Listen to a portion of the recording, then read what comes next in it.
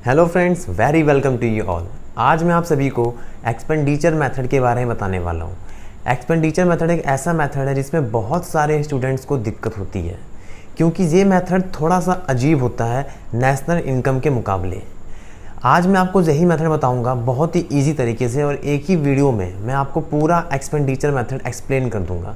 तो आपको कुछ नहीं करना है, आप सिर्फ मेरे साथ बने रहो, वीडियो को पूरा देखना, स्किप करने की बिल्कुल कोशिश मत करना, और मैं आपको समझा दूंगा पूरा एक्सपेंडिचर मेथड। देखो, सबसे पहले आपको करना क्या होगा।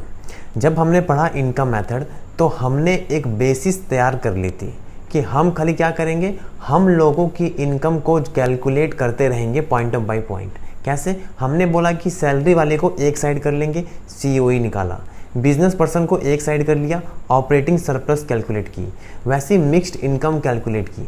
तो हमको पता था कि नेशनल इनकम में जब हम इनकम मेथड से कैलकुलेशन कर रहे थे तो हमने सिर्फ इनकम को बेसिस लिया और अपने इनकम को ऐड किया, सम किया, और हमें मिल गई नेशनल इनकम।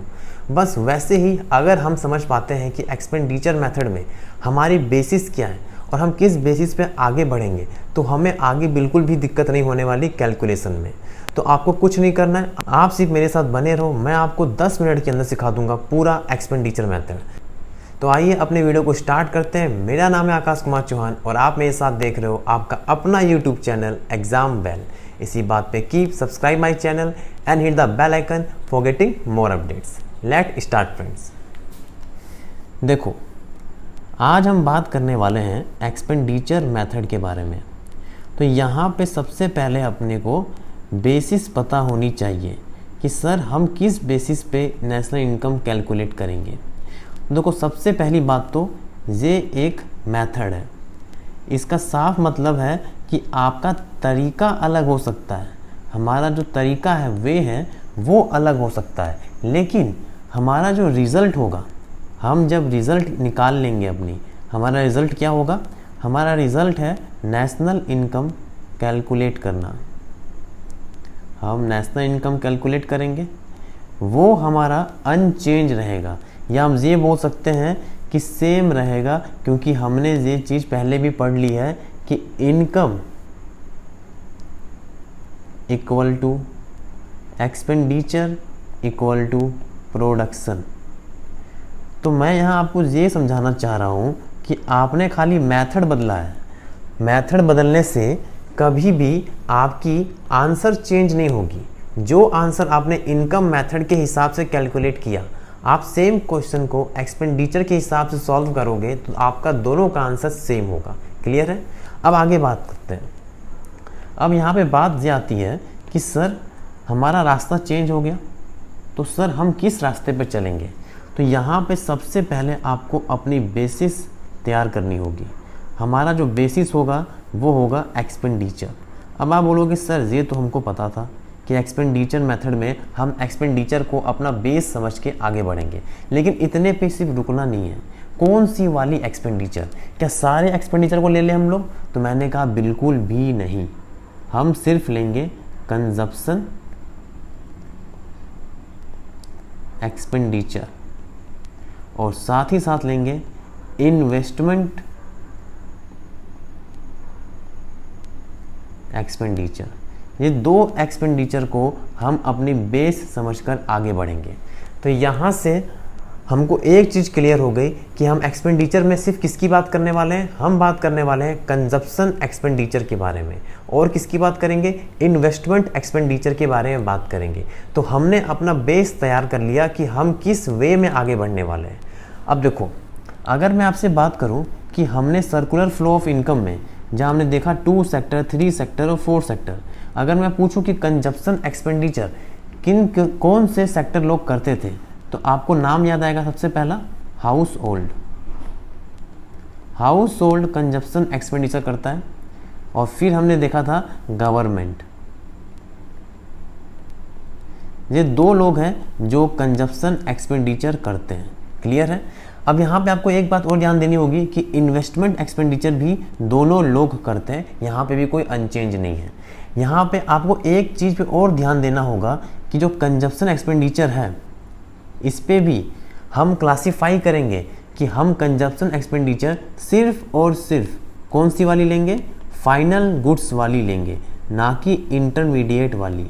तो हम फाइनल गुड्स के ऊपर जो खर्चा हो रहा है, कंजप्शन एक्सपेंडिचर हो रही है, सिर्फ और सिर्फ वही वाला एक्सपेंडिचर को हम मानेंगे अपने एक्सपेंडिचर मेथड के लिए बेसिस। ठीक है, तो यहाँ से हमने क्या क्या चीज़ क्लियर कर ली? हमने क्लियर कर ली कि हमारा बेस क्या है, एक्सपेंडिचर। एक्सपेंडिचर में भी क्या, कंजप्शन एक्सपेंडिचर, और दूसरा क्या है, इन्वेस्टमेंट एक्सपेंडिचर। कंजप्शन एक्सपेंडिचर में भी हमने एक चीज़ और क्लियर किया, क्लासीफाई किया कि सिर्फ और सिर्फ फाइनल गुड्स के कंजप्शन एक्सपेंडिचर को ही हम कंसीडर करेंगे एक्सपेंडिचर मेथड के लिए। क्लियर हुआ?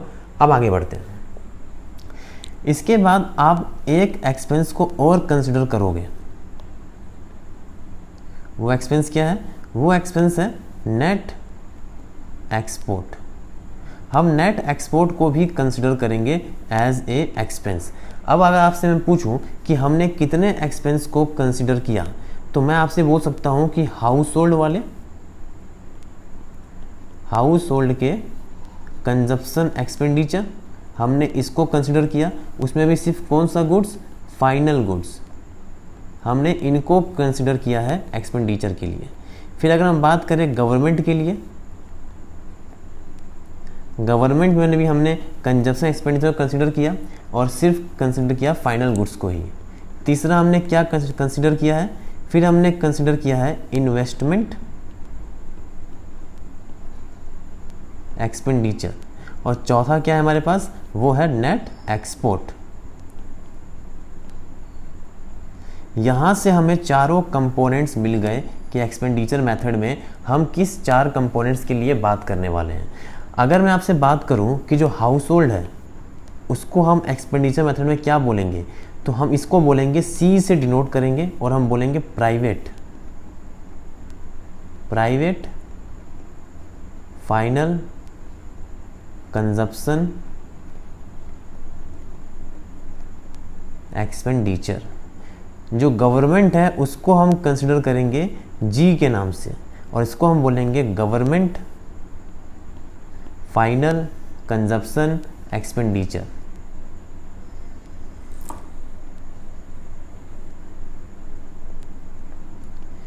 जो इन्वेस्टमेंट है उसको हम बोलेंगे आई के नाम से और इसको हम बोल सकते हैं जीडीसीएफ ग्रॉस डोमेस्टिक कैपिटल फॉर्मेशन और एनडीसीएफ नेट डोमेस्टिक कैपिटल फॉर्मेशन। और जो नेट एक्सपोर्ट है इसको हम डिनोट करेंगे एक्स माइनस एम। अब ये क्या है? एक्स को रेफर करते हैं हम लोग एक्सपोर्ट के लिए, एक्सपोर्ट, और एम जो है एम को हम बोलते हैं इम्पोर्ट। क्लियर है? मतलब हमने देखा कि हमने चार एक्सपेंस कंसिडर किए और उनका हमने नाम भी देख लिया एक्सपेंडिचर मेथड की तरफ से। अब इनका नाम देखा हमने देखा कि सी को हमने बोला प्राइवेट फाइनल कंजप्शन एक्सपेंडिचर, कि प्राइवेट लोगों का फाइनल गुड्स पे कंजप्शन एक्सपेंडिचर। वैसे एक गवर्नमेंट का इन्वेस्टमेंट को आई से रखा हमने जीडीसीएफ एनडीसीएफ। आपके क्वेश्चन के हिसाब से आप चेंज करोगे इन्वेस्टमेंट को, और X minus M export minus import. Clear है? अब हम आगे बढ़ते हैं कि सर हमको ये क्लियर हो गया कि हमारे पास क्या कंपोनेंट है।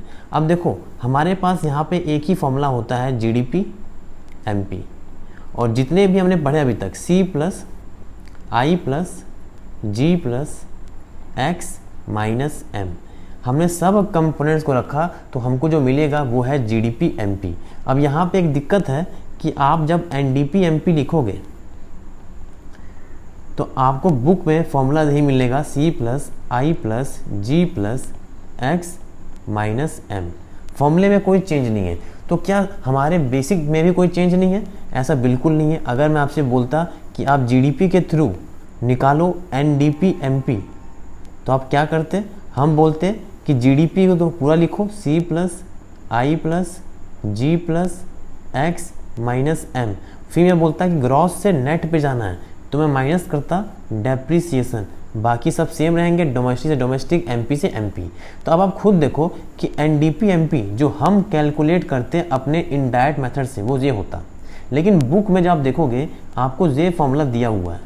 तो क्या दोनों सेम हैं? तो आप देख पा रहे हो दोनों बिल्कुल सेम नहीं है। तो क्या बुक में गलत लिखा हुआ है? तो बिल्कुल नहीं। हम क्या बोलेंगे, यहाँ पे जो आई है उसने इस आई को NDCF कंसिडर किया हुआ है, net domestic capital formation.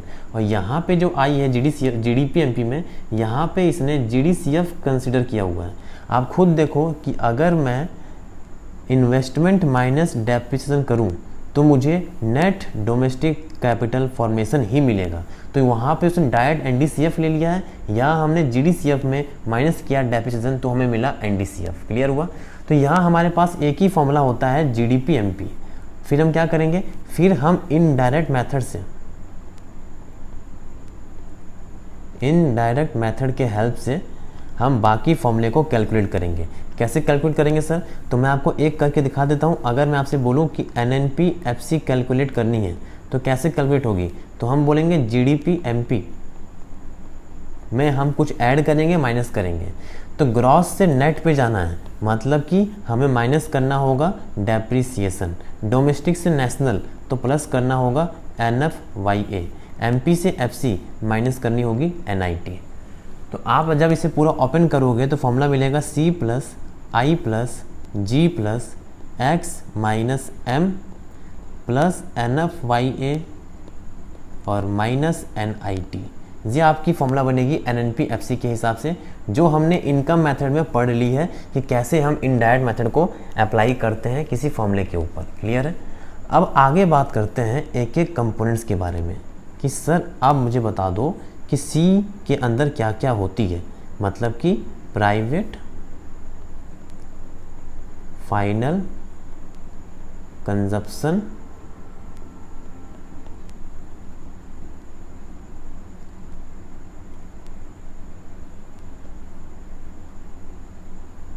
Expenditure. अब देखो C = होता है पर्सनल सेविंग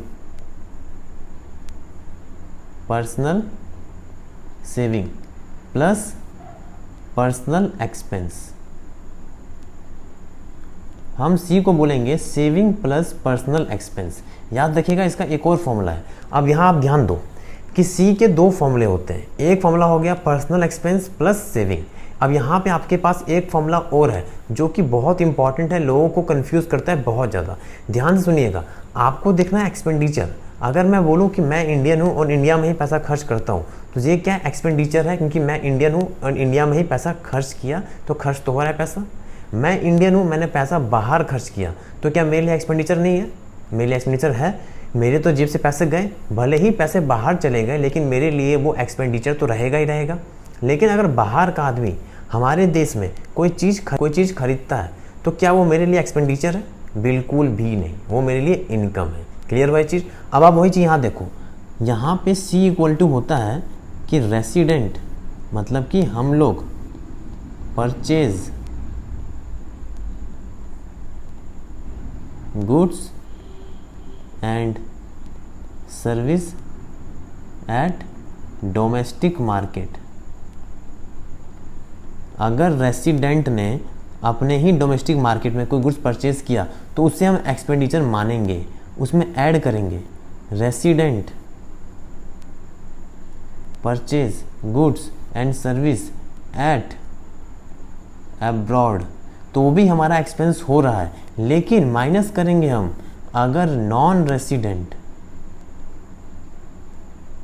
परचेज करता है goods and service at domestic market, क्योंकि ये हमारे लिए एक्सपेंस नहीं है। और हमने देखा है कि हमारा बेसिस क्या है, हमारा बेसिस है एक्सपेंडिचर। तो ये हमारे लिए इनकम है, इसीलिए हमने इसे माइनस कर दिया। तो आप देख सकते हो C के दो फॉर्मूले हैं, मैंने और लिखा है, आप दोनों लगा के नहीं आओगे। जहाँ फिट होगा वहाँ ये फिट करेंगे, जहाँ फिट होगा वहाँ ये फिट करेंगे। तो C के दो फॉर्मूले हैं, एक फॉर्मूला है personal saving plus personal expense, और एक फॉर्मूला है कि रेसिडेंट डोमेस्टिक मार्केट में गुड्स एंड सर्विस परचेज करता है तो एक्सपेंडिचर है, रेसिडेंट अब्रॉड में करता है तो भी एक्सपेंडिचर है, non resident in India goods and service purchase करता है तो वो इनकम है, तो हमने उसे माइनस कर दिया। क्लियर है? अब आगे बढ़ते हैं, G की बात करते हैं। G क्या है? गवर्नमेंट फाइनल गुड्स नहीं है, गवर्नमेंट फाइनल कंजप्शन एक्सपेंडिचर। इसके पीछे कुछ भी नहीं है, ये यहीं पे होता है ख़त्म। फिर I की बात करते हैं। I क्या है? GDCF या हम बोल सकते हैं NDCF एज द केस में बी। अगर मैं आपसे बात करूं आई का फॉर्मूला क्या होता है, आई का फॉर्मूला होता है डेल्टा के, मतलब कि चेंज इन कैपिटल। क्लियर है, आई इक्वल टू डेल्टा के चेंज इन कैपिटल। अब अगर मैं आपसे बोलूं कि कैपिटल दो टाइप के होते हैं, एक होता है फिक्स्ड कैपिटल एफ के, तो डेल्टा एफ के चेंज इन फिक्स्ड कैपिटल, और एक होता है इन्वेंट्री कैपिटल आई के, तो हम बोलेंगे change in inventory capital I के। और इन दोनों को हम ऐड कर देंगे तो हमको मिलेगा इन्वेस्टमेंट, कि change in fixed capital and change in inventory capital, या हम बोल सकते हैं चेंज इन कैपिटल। बात तो एक ही है। तो यहाँ से हम देख पा रहे हैं कि आई इक्वल टू है डेल्टा एफ के प्लस डेल्टा आई के। अब एफ के क्या है, फिक्स्ड कैपिटल, आई के क्या है, इन्वेंट्री कैपिटल। ये हो गया इन्वेस्टमेंट का एक फॉर्मूला। इन्वेस्टमेंट का एक और फॉर्मूला हमारे पास होता है, याद रखिएगा। अब एक फॉर्मूला और क्या है हमारे पास, यहाँ पे मैं लिख रहा हूँ आई मतलब GDCF, आप NDCF भी लोगे तो थोड़ा सा चेंज करना पड़ेगा आपको। यहाँ हम बोलेंगे gross business fixed investment, plus करेंगे gross public fixed investment, plus करेंगे रेसिडेंट